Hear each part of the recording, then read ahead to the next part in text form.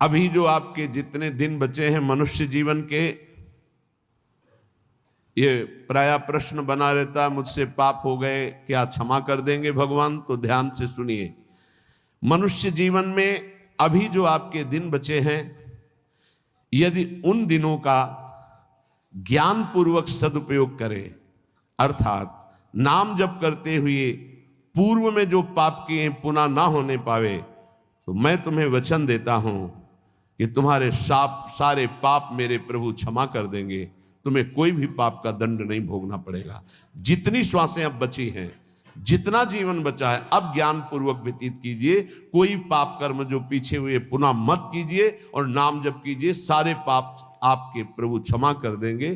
गीता जी, सर्वधर्मान परित्यज्य मामेकम शरणम ब्रज अहम त्वाम सर्व पापेभ्यो मोक्षयिष्यामि मा शुचा। श्री भगवान के वचन है। जो आंतरिक काम क्रोधादि रोग हैं, इनको नष्ट करने के लिए 5 औषधियां हैं। जैसे पेट खराब हो जाए तो पंचसकार चूर्ण की आवश्यकता होती है, ऐसे ही हमारा विचार खराब हो गया है, दिमाग खराब हो गया है। सत्य वस्तु को भूलकर असत्य में रमण करना पागलों का कार्य है। वो सत्य मार्ग के पथिकों को पागल समझते हैं और सतमार्ग के पथिक उनको समझ रहे हैं कि इतना कीमती जीवन तुम व्यर्थ में नष्ट कर रहे हो। और वो समझ रहे हैं मानव जीवन को ये कैसे बर्बाद कर रहे हैं, ना कोई भोग भोग रहे हैं, ना कोई धन संचय कर रहे हैं, इनका जीवन ही बर्बाद हो रहा है। वो नहीं समझ पाते। ये 5 हैं जो तुम्हारे आंतरिक भवरोग को नष्ट कर देंगे। पाप जो हो रहा है उस पाप की प्रवृत्ति का नाश कर देंगे। 5, पहला सत्संग। सत्संग, अगर भगवान की कृपा हुई है तभी सत्संग प्राप्त होता है। प्रथम भगति संतन कर संगा, दूसरी रति मम कथा प्रसंगा। सबसे पहली कृपा भगवान की होती है कि सत्संग प्राप्त होता है। अहो भाग्य रोज सत्संग प्राप्त हो, अहो भाग्य। जिस दिन होता कि आज पूज्य श्री मथुरादास जी कथा करने नहीं आएंगे, उनका स्वास्थ्य खराब है, या आज उनकी निर्जला एकादशी है, उस दिन ऐसा लगता है जैसे वज्रपात हो गया हो कि आज महापुरुषों के चरित्र सुनने को नहीं मिलेंगे। जो महापुरुषों से सत्संग प्राप्त, वो फिर और जैसे रबड़ी पाने के बाद गुड़ का सीरा चाटने की इच्छा नहीं होगी। यद्यपि वो भी मीठा होता है, वो भी पवित्र गन्ने के रस से बनता है, पर नहीं, जो रसमलाई पा चुके हैं ना, उनको फिर गुड़ का स्वाद नहीं आएगा। ऐसे ही जो सच्चिदानंद में डूबे हुए महापुरुषों के वचनों को श्रवणेंद्रिय से पान कर लिए ना, फिर वो केवल शाब्दिक प्रवचन में उसका श्रवणेंद्रिय स्वाद नहीं ले पाएगी।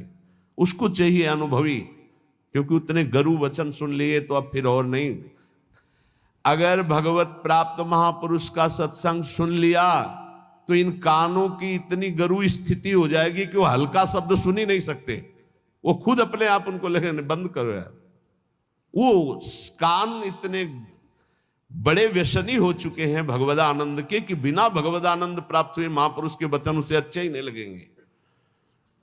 जब द्रवै दीन दयालु राघव तो साधु संगति पाइए। पहला है आंतरिक रोगों के नाश करने का उपाय सत्संग। जिसे सत्संग मिल गया तो बड़ी भारी विजय प्राप्त करने का अवसर मिल गया। रोज सत्संग में असत विकारों के प्रति हे भाव और भगवान की प्राप्ति के लिए उत्साह पैदा होता है, रोज जो सत्संग सुनते हैं। दूसरा, पहला सत्संग, दूसरा स्वाध्याय। जो हमारे आचार्य की वाणी है, जो गुरुदेव ने आदेश किया जिन ग्रंथों का स्वाध्याय करने के लिए, उन्हीं ग्रंथों का स्वाध्याय करना चाहिए। स्वाध्याय का मतलब नहीं कि कुछ भी स्वाध्याय करो, नहीं, गुरुदेव के अनुसार शास्त्र स्वाध्याय करना चाहिए, जो गुरुदेव आदेश कर रहे हैं। जो आचार्य वाणी है, जो हमारी उपासना में हमको पुष्ट कर सकते हैं, वही स्वाध्याय करना चाहिए। तीसरा है आहार, स्वल्पाहार, सत्संग, स्वाध्याय, स्वल्पाहार। आहार का बहुत बड़ा रोल है जीवन के उत्थान में। भगवान शंकराचार्य जी ने भी साधन पंचक लिखा है, उसके एक एक शब्द का आगे श्लोक तो बहुत बड़े। वेदो नित्यम अधीयताम संगा सत्सु विधीयताम महावाक्यार्थस्य विचारिताम क्षुद्ध व्याधि चिकित्सताम एकांते सुखमास्यताम। 5 बातें, इन्हीं का विस्तार वर्णन किया है। वेदो नित्यम अधीयताम, नित्य शास्त्रों का स्वाध्याय होना चाहिए। संगा सत्सु विधीयताम, भगवत प्राप्त महापुरुषों का संग होना चाहिए। महावाक्यार्थस्य विचारताम, उनके द्वारा जो बोले गए वचन हैं उनको विचार करके चिंतन के द्वारा अपनी स्थिति बनानी चाहिए। फिर चौथा अपने आप कहा, जो इसमें तीसरे में स्वल्पाहार है, उसमें कहा क्षुद्ध व्याधि चिकित्सताम, क्षुधा रूपी व्याधि की चिकित्सा करे। भिक्षान्नम औषधम, जैसे व्याधि की औषधि के द्वारा, तो क्षुधा रूपी व्याधि की भिक्षान्न के द्वारा विरक्त और धर्म के द्वारा कमाए हुए अन्न से ग्रस्त, वो भी स्वल्पाहारम, भूख से कम। बहुत बड़ा इसमें योग है, आप अच्छे से समझ लीजिए। आप समझते हैं अधिक पाने से आप बलवान होंगे, बिल्कुल भूल है आपकी, ये भूल बहुत बड़ी है। अल्पाहार करने से जीवनी शक्ति बहुत प्रबल होती है। जितना आप भजन में उन्मत्त होने वाले महापुरुषों को देखेंगे वो अल्पाहार करने वाले होंगे। अधिक आहार करने में प्रमाद स्थिति बढ़ती, तमोगुण बढ़ता है। ये रहस्य जान लीजिए। अल्पाहार करोगे आप में बहुत तेज बना रहेगा, आप में जीवनी शक्ति। जो अधिक पा लेते पूरी शक्ति पचाने में लगती है, तो भजन आदि में नहीं, प्रमाद स्थिति रहती है। चौथा जो उसमें लिखा है एकांते सुखमास्यताम, इसमें लिखा है रात्रि के चौथे प्रहर में भागवती क्रियाओं का अनुष्ठान करना चाहिए। ध्यान है, नाम जप है, तो अपने यहां तो ऐसी बढ़िया दिनचर्या है कि आपको अनुष्ठान करने की जरूरत नहीं, सम्मिलित होने की जरूरत है। जो प्रातःकालीन बेला पर जग करके भागवती का अनुष्ठान करता है, वो आंतरिक विकारों पर विजय प्राप्त कर लेता है। स्वप्न दोष 4 बजे सोने वाले को ही बहुत जोर के होते हैं। जो प्रातः 3 बजे से जग जाते हैं, 10 बजे के बाद सोते हैं, स्वप्न दोष होने की संभावना ही नहीं रहती। यदि वो सावधान है तो गलत क्रिया करते हैं, गलत भोजन करते हैं, उनकी बात अलग है। नहीं, समय ही नहीं है। प्रायः 3, 4, 5, 6 इसमें स्वप्न दोष होता है प्रातःकालीन बेला पर। और जो गंदे आचरण करते हैं उनकी तो कोई चर्चा ही नहीं है। 5वां, जो कुछ साधन भजन करे, एकांत चिंतन आंतरिक, उसका चिंतन पूर्वक करे, एकाग्रता पूर्वक करे, सारी शक्ति लगा करके, बटोर करके। नाम जप करे तो नाम में, मंत्र जप कर रहे तो मंत्र में, सत्संग सुन रहे तो सत्संग के वाक्यों में। ये 5 हैं जिनके द्वारा हम आंतरिक विकारों पर विजय प्राप्त कर लेते हैं। पहला सत्संग, दूसरा स्वाध्याय, तीसरा अल्पाहार, चौथा प्रातःकालीन बेला पर उठकर भागवती का अनुष्ठान, 5वां जो कुछ भी करे एकाग्रता पूर्वक सारी शक्ति लगाकर उसी में। जो अपने ऊपर हर समय ईश्वर की, आराध्य देव की कृपा का अनुभव करता रहता है, ये बहुत बड़ी बात है। हर परिस्थिति में बड़ी कृपा, श्री जी की बड़ी कृपा, श्री जी की बड़ी कृपा। एक हमने संत भगवान को देखा, वो बल्ब ऐसे लगा रहे थे तो चूक हो गई, तो वही किसी कनेक्शन में कहीं छू गए, मारा ऐसा झटका तो सीढ़ी गिरी, सीढ़ी से सीढ़ियों पे आकर के गिरे, उससे नीचे चबूतरे के नीचे आके गिरे, काफी चोट लग गई थी। तो दौड़ करके उनको उठाया तो उनका बड़ी कृपा, निपट गए, बड़ी कृपा, निपटा दिया प्रभु ने। बड़ी बात थोड़ी में निपटा दिया, बड़ी कृपा। और मुस्कुरा रहे थे और कई जगह चोट दिखाई दे रही थी। ये संत हृदय, बड़ी कृपा, निपट गए, बड़े अपराध को छोटे में काट दिया, निपट गए, बड़ी कृपा। जब अपने दास के ऊपर प्रभु कृपा करते हैं तो उसके हृदय में सद्गुणों का खजाना खोल देते हैं, जो हर समय अनुभव करता रहता मेरे ऊपर बड़ी कृपा है। फिर उसको अपने आप में मिलाकर एक कर देते हैं, चाहे भक्ति में हो चाहे ज्ञान में, बचता एक ही है। दो जब तक बचे तब तक विचार अभी ऊंचाई पर नहीं पहुंचे। ब्रह्म नहीं, माया नहीं, नहीं जीव नहीं काल, अपनी ही सुध ना रही, एक रहे हो नंदलाल। ना काहो सो बोलिबो ना कोई व्यवहार, अपनी कुंवर किशोरी को जियत निहार निहार। एक तो लालजू प्रियाजू एक हैं, इनको दो न देखा जाए। जो हर समय अपने इष्ट की कृपा का अनुभव करता रहता है, तो इष्ट उसके हृदय में गुणों का खजाना खोल देता है और उसको अपने में मिला लेता है, एकता कर लेता है, अर्थात इष्टमय हो जाता है। तस्मित् तज्जने भेदा भावात्। अब उसकी दृष्टि बड़ी महिमामय गौरवमय हो जाती, जिधर दृष्टि जाती उधर परमात्म तत्व का दर्शन करता है। ऐसी स्थिति सच्चिदानंद रस में भरपूर होती है, ना अहंता होती न ममता होती है।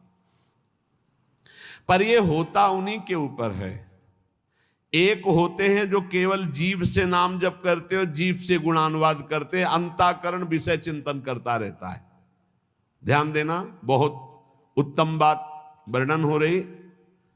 पहली बात कही कि जो जीव हर समय उपासक के कृपा का अनुभव करता रहता, बड़ी कृपा बड़ी कृपा, दुख में भी सुख में बड़ी कृपा, उसके हृदय में गुणों का खजाना खोल देते हैं और उसको एकता में मिला लेते हैं, अपने में मिला लेते हैं भगवान।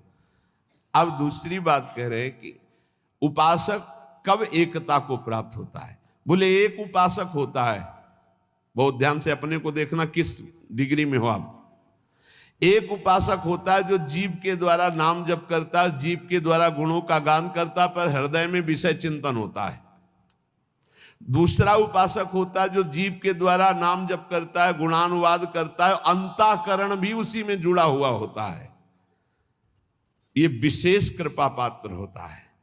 और तीसरा उपासक होता है जो जीव से नाम जप करता है, गुणानुवाद करता है, हृदय से जुड़ा रहता है और स्वयं लीला में डूबा रहता है। जो गाया जो चिंतन किया उसी में डूबा है।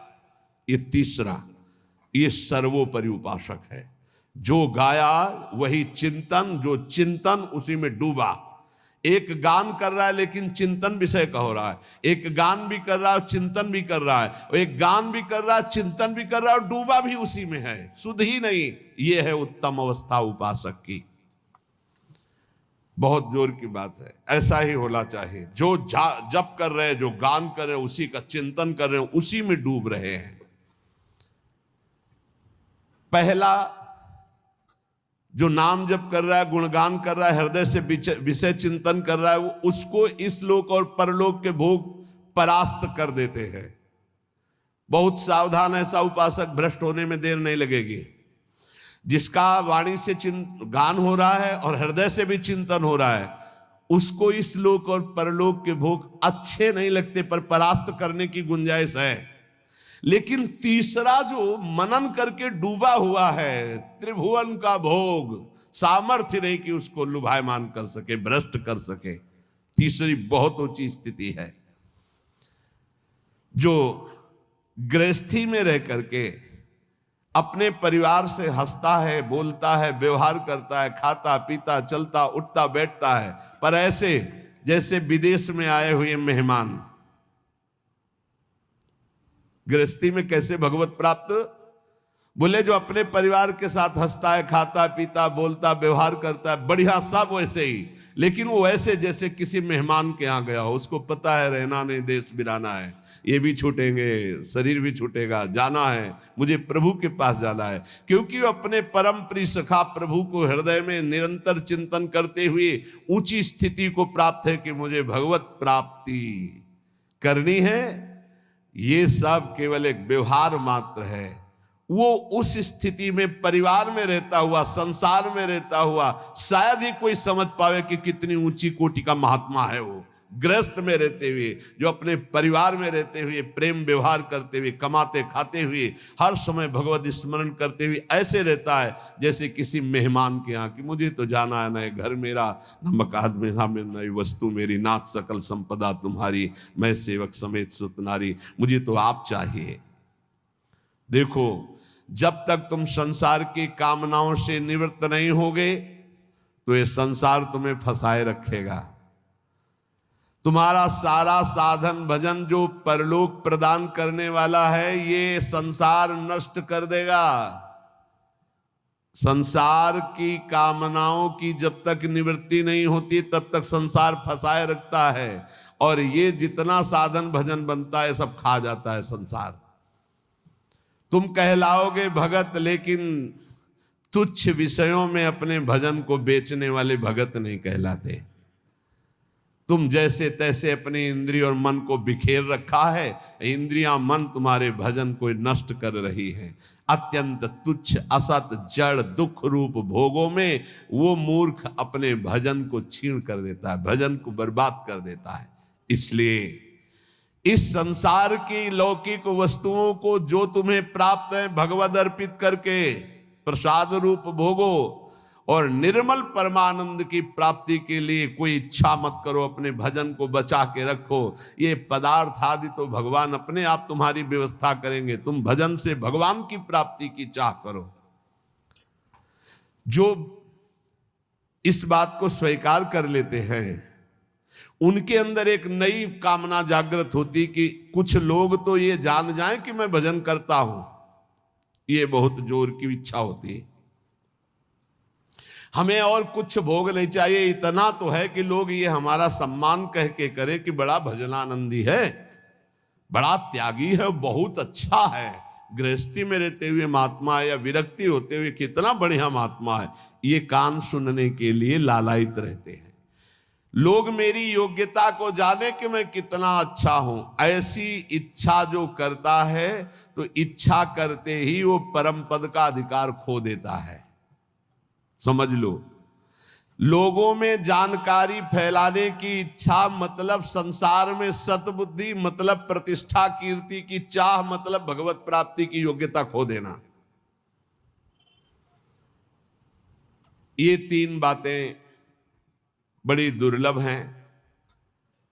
निर्धनता में भी दूसरों की सेवा करने का, दान देने का उत्साह, एकांत में पापाचरण ना करने की दृढ़ भावना, ये बहुत कठिन बातें, बहुत कठिन बातें।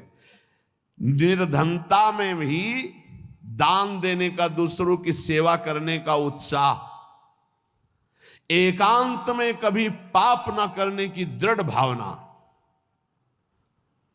और जिससे भय लगता है ऐसा कभी कोई वचन, आचरण, संकल्प मन में ही ना आने पावे। भय लगता है पाप कर्म से, पाप कर्म ही भय प्रदान करता है। तो पाप कर्म से कैसे निवृत्त हो, क्रम बाय क्रम वर्णन कर रहे हैं। तो जो पाखंडी लोग हैं इनका संग का त्याग कर दे। पाप निवृत्ति के लक्षण, पाप तुमसे बनेंगे ही नहीं। पाखंडी लोगों से दूर रहना, खुली बात कह रहे हैं। महापुरुषों के वचन, किसी से कोई लेना देना नहीं रहता, इसलिए मस्ती से बोलते हैं। पाखंड कहते हैं पाप के खंड को। पाप जो ऊपर से सदाचरण का वेश धारण किए हुए हैं और अंदर से पापाचरण करते हैं, बहुत ही लुभावना पाखंड होता है। लुभावना आप देख के समझ ही नहीं सकते। हमारी योग्यता ऐसी नहीं हो, हम अपनी योग्यता दिखाते हैं तो पाखंड एकदम भी कहा जाता है। इससे पाप की प्रवृत्ति होती है। पाखंड से बचे और पाखंडी लोगों से बचे, खुली बातें हैं। जो असत्य में भोग सुख प्राप्त करना चाहता है वो पाप किए बिना रह नहीं सकता। ऐसे पाप का आचरण करने वालों का संग बिल्कुल नहीं करना चाहिए। अहंकार पापों की रति प्रदान करता है, इसलिए अहंकारी का संग नहीं करना चाहिए, अहंकार का संग नहीं करना चाहिए। पाखंड नहीं धारण करना चाहिए, पाखंडियों का संग नहीं करना चाहिए। असत्य के भोग की लालसा पाप करवाती है और असत्य के भोगों में रत पापियों का संग नहीं करना चाहिए। अहंकार ही भोगों में रत कराता है, इसलिए अहंकार नहीं अंदर आने देना चाहिए और अहंकारियों का संग नहीं करना चाहिए। प्रभु की ओर अग्रसर होने वाले जितने साधक हैं उनको सावधान रहना चाहिए ऐसे अहंकारी असत भोगों में लगे हुए पाखंडियों से। कल्याण के मार्ग पर चलना है तो अधर्म और अनीति और पाप कर्म छोड़ने की दृढ़ प्रतिज्ञा करनी होगी। अगर हम सावधानी से नहीं संग करेंगे तो बहुत ही पाखंड का बोलबाला है, आप ऐसा ना समझ लें। कलिकाल है, ये मन चले लोग जो भगवान की प्राप्ति का कोई मार्ग ही नहीं जानते, जिसकी बातचीत में थोड़ा भी लोभ दिखाई दे, जिसकी बातचीत में थोड़ा भी काम आदि दोष का लक्षण दिखाई दे, कभी संयोग नहीं करना चाहिए, चाहे जितना बड़ा कोई हो, दूरी बना के रखनी चाहिए। इसीलिए पहला शब्द लिखा है पाप की निवृत्ति के लक्षण, तो बोले पाखंड और पाखंडी लोगों के संग का त्याग कर देना चाहिए। दूसरा, असत्य भोगों में जिनकी रति है उस असत्य भोग और असत्य भोगों में रति करने वाले का त्याग कर देना चाहिए। तीसरा, अहंकार और अहंकार की वृत्तियों में फंसे हुए लोगों का इनका त्याग कर देना चाहिए। जिसको कल्याण मार्ग में चलना है अधर्म अनीति और पाप कर्म छोड़ने की दृढ़ प्रतिज्ञा करनी चाहिए। जो पीछे पाप हो गए हैं वो इसी प्रतिज्ञा से भस्म हो जाते हैं। कभी भी ये नकारात्मक भाव रखने वालों का संग करने वाला सकारात्मक भाव में आगे नहीं बढ़ सकता है, इसलिए बहुत सावधान रहना चाहिए। जो सांसारिक मान बढ़ाई कीर्ति परिस्थिति वस्तु रुपया आश्रम इनकी प्राप्ति की चाह रखता है वो कभी भगवान की प्राप्ति की चाह करने वाला हो ही नहीं सकता है। जो त्याग की हुई वस्तुओं का पुनः भोग करता है वो श्वान के समान होता है, वो साधु नहीं होता है। श्वान समझते, सम्मान शब्द सूचक श्वान है, नहीं उसको कुत्ता कहते हैं। बमन को कौन खाता है? कुत्ता। तो रमा बिलास राम अनुरागी तजत बमन जिम जन बड़ भागी। बमन के समान भगवान के भक्त संपूर्ण भोगों का त्याग कर देते, तो वमन के समान त्यागे हुए भोगों को पाने वाला स्वान कहा जाता है। भक्त भगवत प्रसाद पाता है और जीवन को भगवत प्रसाद में करता है। यहां खुली महापुरुषों की बातें हैं, कोई लगा लेश नहीं है। उपास्य प्रभु का स्मरण सेवन करना, प्रभु की प्राप्ति के लिए सारे स्वार्थों का त्याग कर देना, अंतःकरण को भगवदाकार बनाना। कोई भी जीवन में ऐसा आचरण ना हो जो संतों ने ना किया, वो कभी आचरण नहीं होना चाहिए जो संतों ने कभी नहीं किया। ये ध्यान रखना चाहिए। वेश धारण करके हमसे अगर कोई गलती है उसे त्याग देना चाहिए, हमें सुधारना चाहिए। आहार निद्रा इन पर विशेष शासन करता है, चाहे गृहस्थी का साधक हो चाहे विरक्ति का। आहार निद्रा इन पर शासन करे। वैराग्य का एक भी लक्षण कम ना होने पावे। अगर एक भी छेद हो जाए तो जैसे घड़ा भर नहीं पाता, ऐसे अंतःकरण पूर्ण दृढ़ भगवत मार्ग में नहीं लग पाएगा यदि वैराग्य का एक भी लक्षण कम हुआ।